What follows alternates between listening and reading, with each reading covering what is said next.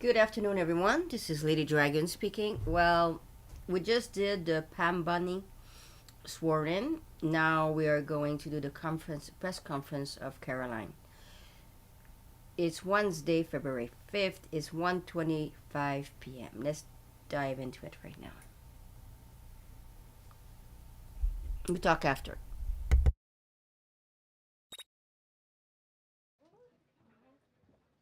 Good afternoon, everybody. Good to see you all. President Trump is in charge, and America is back. This week further demonstrated that the Trump effect is real. Over the weekend, Americans celebrated the return of American-Israeli citizen Keith Siegel and two Israelis who were held captive by Hamas terrorists since October 7th, 2023. President Trump and his administration worked diligently to secure their release and are committed to freeing all remaining hostages. Yesterday, as you all know, President Trump held his first foreign meeting at the White House with Israeli Prime Minister Benjamin Netanyahu. And as the president said, the bonds of friendship and affection between the American and Israeli people have endured for generations and are absolutely unbreakable. The president is committed to eliminating Hamas and securing a lasting peace for the entire region. The president is committed to the historic proposal for the United States to take over Gaza, announced by President Trump last night, underscores this commitment. Insanity is doing the same thing over and over again and expecting different results.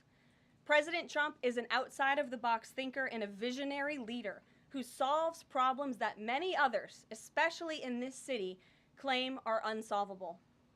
We've already seen the results from President Trump's bold peace-through-strength diplomacy on the world stage. In response to President Trump's tariffs this week, both Mexico and Canada took immediate steps to alleviate the illegal alien migration and flow of deadly drugs, particularly fentanyl, into our country. Mexico's President Claudia Sheinbaum agreed to permanently supply 10,000 Mexican soldiers on the U.S. border who will be specifically designated to stopping fentanyl and criminal aliens from pouring into our country. And Canada's Prime Minister Justin Trudeau agreed to appoint a fentanyl czar, list cartels as terrorists, and increase resources to assist the 10,000 frontline personnel at our northern border with Canada. In recognition of these steps, President Trump paused the implementation of tariffs for 1 month while negotiations continue and final deals can be structured. Throughout the transition and during his inaugural address, President Trump made it known that the United States cannot and will not allow the Chinese Communist Party to continue with its effective and growing control over the Panama Canal. Following Secretary Rubio's successful first trip and visit there over the weekend, Panama's president said he will allow its participation in the Chinese Communist Party's, it will no longer allow the participation in the Belt and Road Initiative. That participation will expire. This is significant because Panama was the first Latin American nation to join Belt and Road and now becomes the first to back away from it because of President Trump. And to assist with the ongoing mass deportation effort, El Salvador's president has agreed to the most unprecedented migratory agreement anywhere in the world. Because President Trump is back in charge, El Salvador has offered for illegal aliens of any nationality facing deportation in the U.S. to be booked in his country's prison system. And finally, President Trump's envoy for special missions, Rick Grenell, traveled to Venezuela and not only secured the release of 6 American hostages, but Venezuela also agreed to accept the return of illegal alien Tren de Aragua gang members. All of these incredible victories prove how well President Trump's peace-through-strength approach is working. And the days of weak American leadership are over. In another success story this week, efforts to seal the border, halt the invasion, and carry out the largest mass deportation campaign continue at lightning speed. Customs and Border Protection has approximately 79 miles of new border wall projects already underway in various stages of construction and planning. The first flights arrived to Guantanamo Bay yesterday afternoon out of El Paso. And who were some of the passengers aboard, you may ask? There were 10 members of the transnational gang Tren de Aragua on this flight. And overall, our heroic ICE agents continue to prioritize the removal of violent, criminal, illegal aliens in communities across the country. On February 3rd, ICE Dallas arrested a citizen of Nicaragua who has been convicted of sexual assault, strong arm, and lewd acts with a minor and sentenced to 15 years in prison. ICE Los Angeles arrested a Mexican citizen who has been convicted of lewd acts with a minor and sentenced to 364 days. And ICE Atlanta arrested a citizen of Mexico who has been convicted of homicide by vehicle and hit and run and sentenced to 6 months confinement. And ICE New York arrested a Venezuelan national and known TDA gang member who has a prior criminal conviction for assault in the 3rd degree causing physical injury. Americans are safer every single time one of these criminals is arrested and deported from our country. On another important and ongoing topic, the Senate is working fast to confirm President Trump's exceptional cabinet nominees in the face of relentless media smear campaigns. As of right now, 12 members of the president's cabinet have been confirmed, most recently Pam Bondi, who, as you all know, I was just in the Oval Office for that swearing-in ceremony surrounded by Pam's lovely family, and we look forward to watching her serve as the Attorney General of the United States. According to CNN, President Trump is getting more cabinet picks confirmed so far than the average president in the modern era. Another success story. And we believe it's critical that Republicans in the Senate majority stay tough and keep their foot on the gas to confirm all of the remaining nominees as quickly as possible so we can continue President Trump's important work here at the White House and across our entire federal government. And lastly, throughout his historic campaign, President Trump pledged to restore common sense to our country. And he is continuing to deliver on that with an executive order that he will sign later today. The president will be signing an executive order keeping men out of women's sports to defend the safety of athletes, protect competitive integrity, and uphold the promise of Title IX. This common sense action from President Trump ends the disgusting betrayal of women and girls by the previous administration, who for years catered to radical activists who wanted biological males to be treated as women in workplace showers, competitive sports, prisons, and even rape shelters. Gender, ideology, insanity is over. Submissions from individuals across the country interested in participating in our new media seat at a future briefing continue to flood in. We are at more than 12,000 and counting. If you're watching right now and are interested, you can continue to apply on our new media website, whitehouse.gov/newmedia. And in the seat today, we have a longtime national television broadcaster. I'm sure many of you recognized her when she came in, Sage Steele, who is now the host of an incredibly successful podcast, The Sage Steele Show, on YouTube and all podcast platforms. And previously, Sage was a fixture at ESPN from 2007 to 2023, primarily hosting SportsCenter, which we all know well, before leaving the company to exercise her First Amendment rights more freely. We are honored to welcome her to the briefing room today. She will be joining the president at the big EO signing later this afternoon. I know many of you will be there as well. So Sage, why don't you kick us off on this very exciting day for women and girls across the country. Thank you for joining us. It is exciting, and Karoline, thank you for welcoming people like me with a little bit of a different perspective, different background in this seat. It really does mean a lot. Thank you. Obviously, the House already passed the Protection of Women and Girls in Sports Act, which was a really big step for women and girls. So far, the Senate, as we know, has not brought it up to vote. We all know executive orders can be overturned, so I'm wondering how important it is to the president to get Congress to bring this, to pass legislation. So there are no instances like the past administration that really tried to destroy Title IX.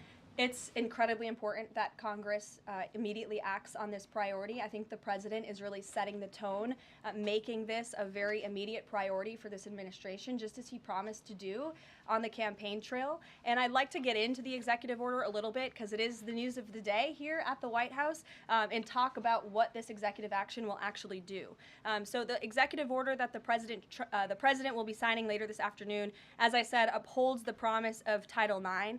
It also will require the DOJ to abide by the nationwide previous administration's illegal Title IX rewrite that would have dissolved single-sex spaces and opportunities. It also requires immediate action, including enforcement actions against schools and athletic associations comprised of schools that deny women single-sex sports in single-sex locker rooms.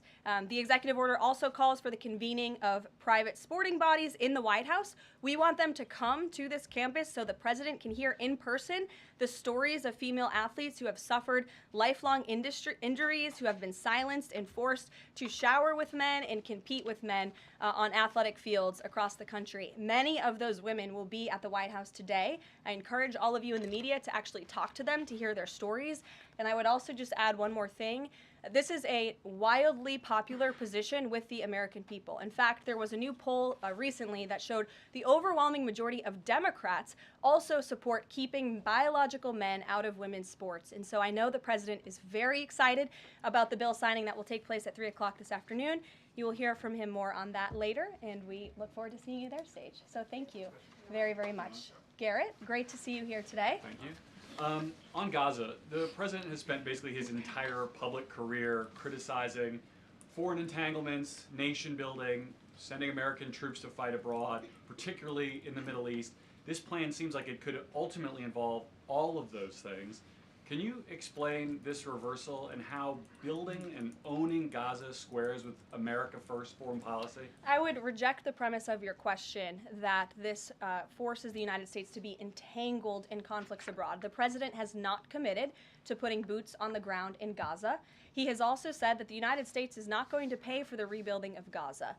His administration is going to work with our partners in the region to reconstruct this region. And let me just take a step back here, because this is an out-of-the-box idea. That's who President Trump is. That's why the American people elected him. And his goal is lasting peace in the Middle East for all people in the region. And as I said in my opening remarks, we've had the same people pushing the same solutions to this problem for decades. And it's been made very clear to the president that the United States needs to be involved in this rebuilding effort to ensure stability in the region for all people. But that does not mean boots on the ground in Gaza. It does not mean American taxpayers will be funding this effort. It means Donald Trump, who is the best deal maker on the planet, is going to strike a deal with our partners in the region. He did not rule out American troops in Gaza last night. Are you doing that now?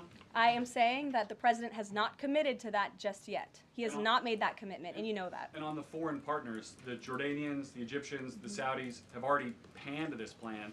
What foreign partners, if any, have expressed any interest in being part of it? Well, the president has said he's been socialing this idea for quite some time. He's been thinking about this. He said in his remarks last night, this was not a decision or an announcement that he takes lightly. And the president has already spoken to the President al-Sisi. In fact, that was his first foreign leader call. He's meeting with the King of Jordan, King Abdullah, next week. He spoke with the King of Bahrain. He spoke with the Crown Prince of Saudi Arabia. And he has made it very clear, he's been very vocal, that he expects our partners in the region, particularly Egypt and Jordan, to accept Palestinian refugees temporarily so that we can rebuild their home. I'd like to show you some images of Gaza that were taken. Fox News aired this. I mean, that is, as they put it, an apocalyptic scene in Gaza. This is an uninhabitable place for human beings. Do you really think that families can live their dream in a region that looks like this, with no running water, no electricity? And the special envoy to the president, Steve Witkoff, recently traveled to Gaza, as you all know. And he came back with images that he showed the president of the dire situation here. And the president made this decision with a humanitarian heart for all people in the region. Peter. Thank you, Caroline. Are any officials here preparing to fight Democratic lawmakers in the streets? Absolutely not. So and thanks for the question. Some elected Democrats are so steamed about Doge.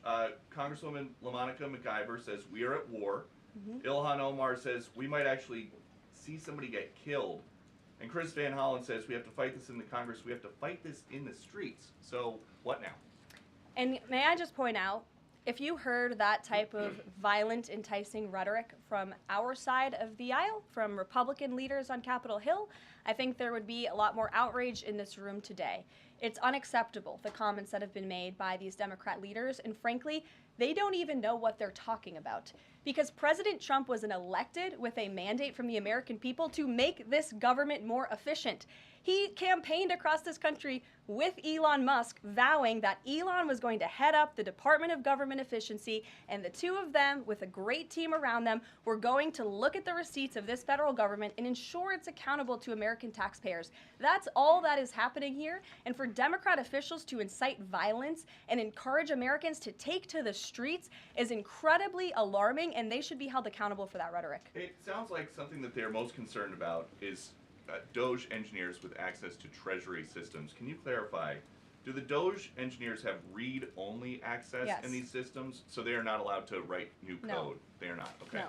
And then one more thing, NBC is reporting that some of the illegal immigrants that we've seen rounded up and arrested are not being deported, they're being released with ankle or wrist monitoring devices, or they have to check in on the phone. So is the administration arresting more people than you have room for? I have seen the reports, and I'm glad you brought it up because we want to address it. There have been a total of 461 illegal aliens. This is of this morning when I got this information from DHS that have been released from custody. Of the more than 8,000 that have been arrested since President Trump was inaugurated, it's less than 6%. And there are reasons for their release. Some of the factors include a lack of significant likelihood of removal in the foreseeable future, lack of detention availability, which is something this president and this administration has been incredibly vocal about. We are doing everything we can to deport his employees. Some of the factors include a lack of significant likelihood of removal in the foreseeable future, lack of detention availability, which is something this president and this administration has been incredibly vocal about. We are doing everything we can to deport and detain illegal immigrants, but we need Congress's help to increase funding for Border Patrol and for ICE to increase detention capability in our facilities. And then other serious medical conditions have also been the reasons for some of the release of these individuals. But none of them have final deportation orders. Many of them are probably contesting their immigration status. I'd refer you to DHS for more details, but I did get that information because I knew it would be a question, so thank you. Sure. Caroline? Yes. The president and you here again today have made clear, given the devastation, you think Palestinians have no choice but to leave Gaza and go elsewhere. But Palestinians say this is their home. They don't want to go. The president last night said he's willing to use the military if necessary. Is the U.S. prepared to remove Palestinians from Gaza by force? The president is prepared to rebuild Gaza for Palestinians and all people in the region, peace-loving people who want real economic development and opportunity in the region. This is a region that has been controlled by Iranian-backed terrorists, Hamas, who have brutalized not just Israelis but Palestinians too. It is because of Hamas that you see those images on that screen, that Gaza has become a demolition site because Hamas launched that brutal attack on Israel on October the 7th. And so again, I would stress, President Trump wants to ensure that this can be a place where all people can live in peace. He is a peacemaker in chief. He made that very clear in his first term. And as for how that will be accomplished, the president and his team are talking with our allies in the region to consider next steps. But should the American people be prepared to see U.S. military on the ground fighting a ground war against Hamas? Again, the president has not committed to U.S. troops in the region. But it is an option. I have said that the president has not committed to that yet. Sure. If I could just follow up on that, though, why not rule out the idea of committing U.S. troops? This has been a long-standing argument that the president has made really over the last decade or so, talking about endless wars and not something the U.S. wants. Why not rule out? Because I think the president is very good when he's making deals and negotiating, not to rule out anything because he wants to preserve that leverage in negotiations. And so I think that's what he's doing here. If I Mary. could follow up on that, though, he also said that everyone loves this plan. He said that in the Oval Office this morning. It's In true. fact, the Deputy Prime Minister of Jordan called it a declaration of war on the Arab people. So how does he square the fact that even some Republicans on the Hill are objecting to this or questioning this? How does he square the fact saying everyone loves this plan? Well, King Abdullah of Jordan will be here next week, so I can provide you more context on the conversations he will have directly with the President of the United States after that meeting. And I would just point out that there's been a lot of leaders and officials all around the world who have doubted, I suppose, the deal-making ability of President Trump. You heard the Panama leader saying that he would not agree to some of the concessions that he has now made because of Secretary Rubio's visit. You had the Colombian president saying he wouldn't accept flights of Colombian illegal nationals who have entered into our country illegally, and those flights are underway. So actions speak louder than words. Dasha. the president has been working on this idea for a while behind the scenes now. Is there a written plan based on the president's proposal for Gaza? And if so, when was it drafted and who had a hand in that? The plan was written in the president's remarks last night as he revealed it to the world and to the American people, and his team are continuing to be engaged on this effort. I saw the National Security Advisor this morning. He has a very busy day of calls, and they will, again, continue to engage with our partners. That includes Steve Witkoff as well. Mary. Two questions for you on the news of the day. So how is today's executive order going to impact the 2028 Summer Olympics in Los Angeles? For example, would a man who thinks that he's a transgender woman be allowed to compete as a female on U.S. soil?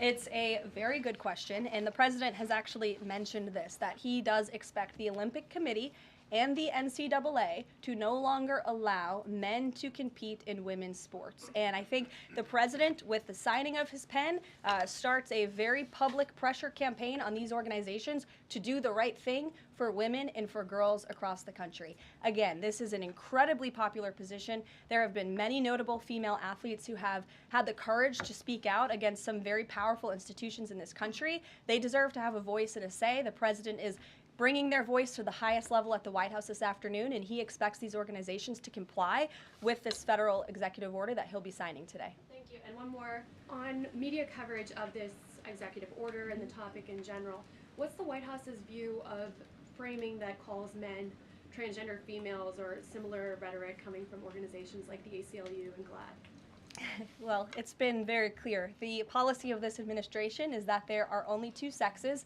male and female. Pretty simple. Brian Glenn. Yes.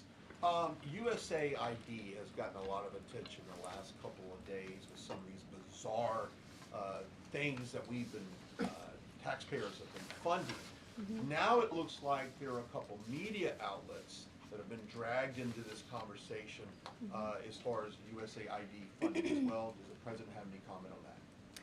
So upon coming out here to the briefing room, I was made aware of the funding from USAID to media outlets, including Politico, who I know has a seat in this room.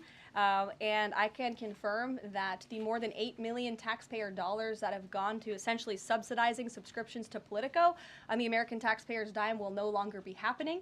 The DOJ team is working on canceling those payments now.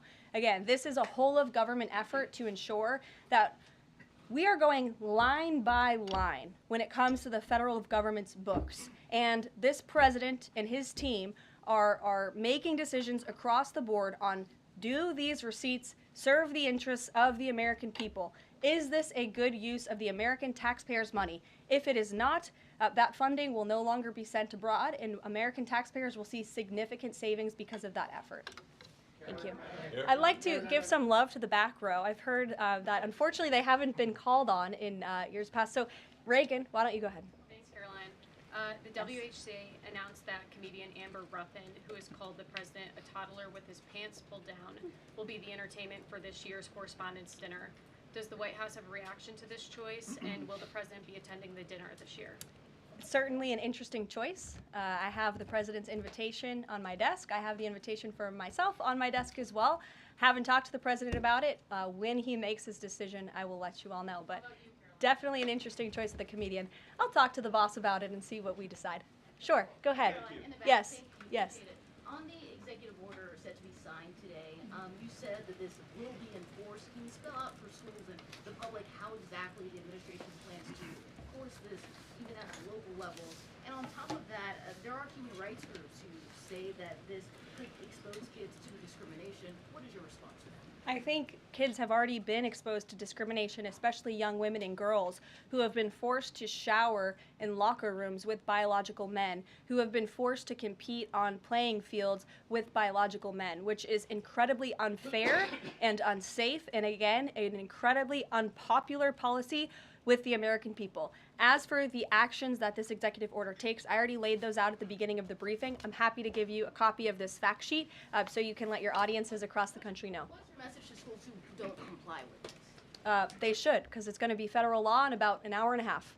So your colleague to your right, to my Thanks, left. Karoline. Yes. Taylor with Spectrum News. You talked a bit about Doge. Elon Musk is currently a, quote, special government employee who also owns companies that have billions of dollars in federal contracts. You said earlier this week that he has abided by all applicable federal laws, but what steps is the Trump administration taking to address that conflict of interest? The president was already asked and answered this question this week, and he said if Elon Musk comes across a conflict of interest with the contracts and the funding that Doge is overseeing, then Elon will excuse himself from those contracts. And he has, again, abided by all applicable laws. In the back left, go ahead.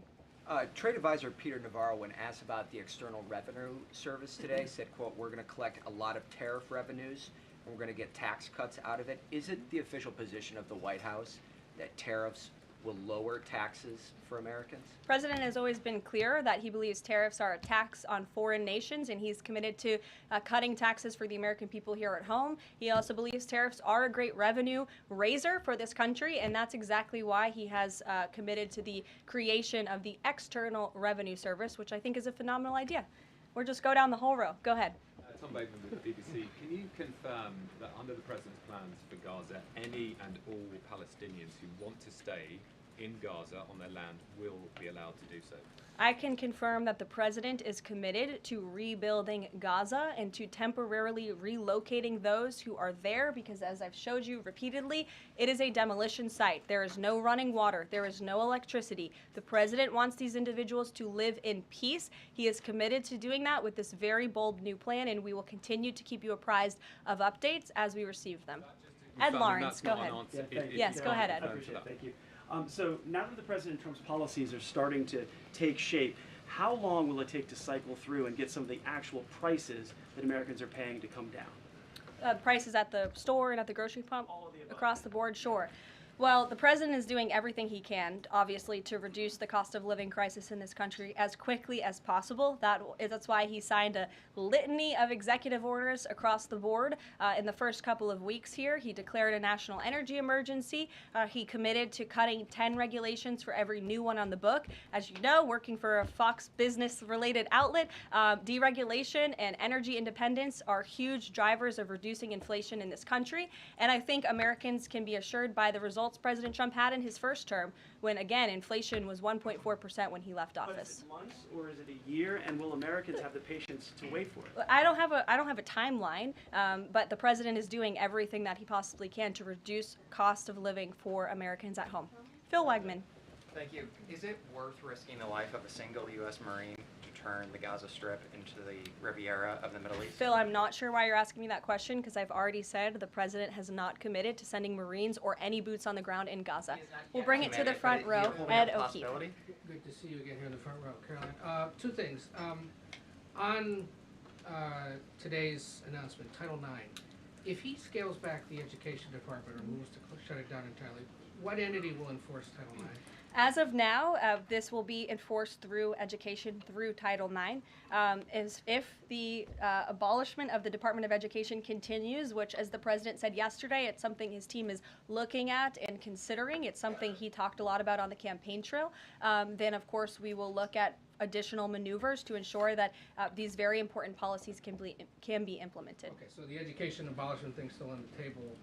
The president talked about it yesterday in the Oval Office, and he has good reason to talk about it. I mean, look, our education system is failing students in this country. The Nation's Report Card, I brought it up in my remarks last week, it shows that fourth graders are not reading at the level they should. I believe it was 40% of them are proficient in reading. As the mother of a child, I want an education system that helps my child read and write, teaches him math, nothing else in the classroom. And the president is wholeheartedly committed to we can make academia great again in this country. One other quick Deanna, one, go ahead. Thanks, Karoline.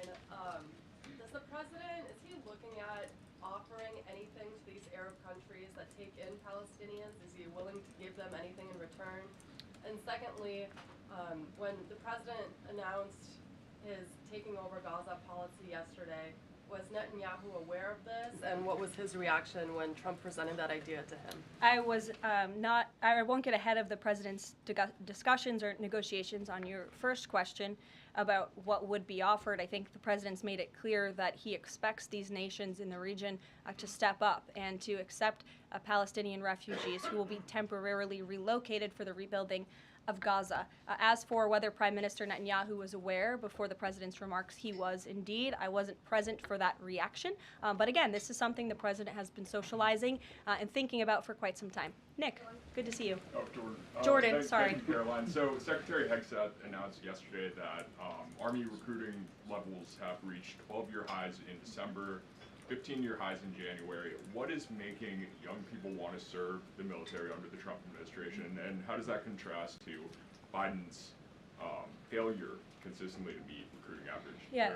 Does DEI President Trump's anti-DEI agenda play a role in this? Well, first of all, the recruitment level for all branches of our military are at crisis levels, and it serves as a national security risk that our military branches are not fully staffed to where they need to be. And I do believe it's a culture problem within these institutions that the president is very much committed to fixing, as emphasized by the executive orders he has signed to root DEI out of the military. And I think when young men and women who are honorably signing up to serve in our nation's military see somebody like Pete Hegseth, the new Secretary of Defense, who is a proven warfighter, who risked his life in battle for this country, who understands what it means to deploy and to defend the Constitution and your nation abroad and to put your life on the line. When they see a leader like that and a leader like President Trump, who is committed to peace through strength, that's very inspiring. And we look forward to seeing those recruitment numbers and retention numbers skyrocketing over the next 4 years. And I know Pete Hegseth is committed to increasing recruitment at all branches of the military. I would defer you to the Department of Defense on exactly what he plans to implement. Jeff. Thanks very much. Two questions. One, the president yesterday used the word permanent for permanently resettle Palestinians. I hear you saying temporarily today. Is that a shift or a specific change that you want to highlight? And my second question is, yesterday he spoke about the U.S. owning Gaza. Who owns Gaza now, and how would the U.S. acquire ownership? Well, Gaza is currently run by Iranian-backed terrorists in the Middle East, Hamas, who we all agree, I think everybody in the region agrees, that can no longer stand. Just look at the events of October 7th and the events since. And the president, again, is committed to rebuilding the region for all people who want to return to it once it is no longer a demolition site, and it's a place where people can actually live and thrive in harmony, as he said last night, his words, not mine. Daniel. Permanent versus temporarily resettle? The president has made it clear that they need to be temporarily relocated out of Gaza for the rebuilding of this effort. Again, it's a demolition site right now. It's not a livable place for any human being. And I think it's actually quite evil to suggest that people should live in such dire conditions.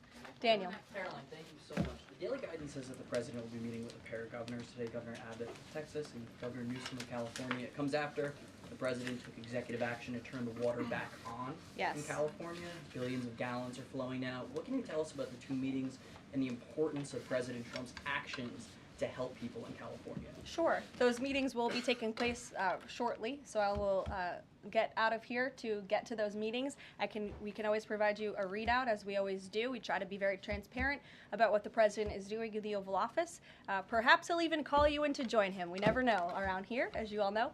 But Governor Abbott is obviously a great friend and an ally to the president. He has been on the front lines of the border crisis in this country. And as for Governor Gavin Newsom, well, the president is willing to work with anybody from blue states or red states to do its best for the American people. And he really enjoyed, the president really enjoyed his trip to Pacific Palisades last week. He felt very inspired by the frustration of the residents there, and he has been wholeheartedly committed to ensuring that the water is flowing in California to prevent these wildfires, and also that people have access to their properties. And he has continued to apply tremendous pressure to Gavin Newsom and also the Los Angeles mayor to allow private residents and property owners to access their property. He believes that's their right to do so, and they should be able to do it. And one more thing before I wrap up, because I do want to get to these meetings, and I will see you all at the EO signing later this afternoon. I would just say that you brought to mind California and North Carolina, who continue to be on our hearts, and the president and this administration are committed to ensuring that these individuals get the funding that they need. And I would just say a strong message to Democrats who are out there pretending to be outraged about the long list of crap that this administration is cutting, federal waste and funding, like $2 million for sex changes in Guatemala, $6 million to fund tourism in Egypt, $20 million on a new Sesame Street show in Iraq, $4.5 million to combat disinformation in Kazakhstan. I could go on, and I'm happy to provide this list to every single one of you. Democrats are outraged that the American people want to be, they want their taxpayers going to good uses, not stuff like this. But then they're very quiet about the fact that there are still North Carolinians and people in California who have lost everything, and in the last 4 years, this federal government did nothing to help them. This president will continue to put Americans first, and I think the successes of this week so far speak to that, and it's only Wednesday. So I'll see you guys later this week, and we'll see you this afternoon. Thank you very much. Well, I told you there will be a press conference.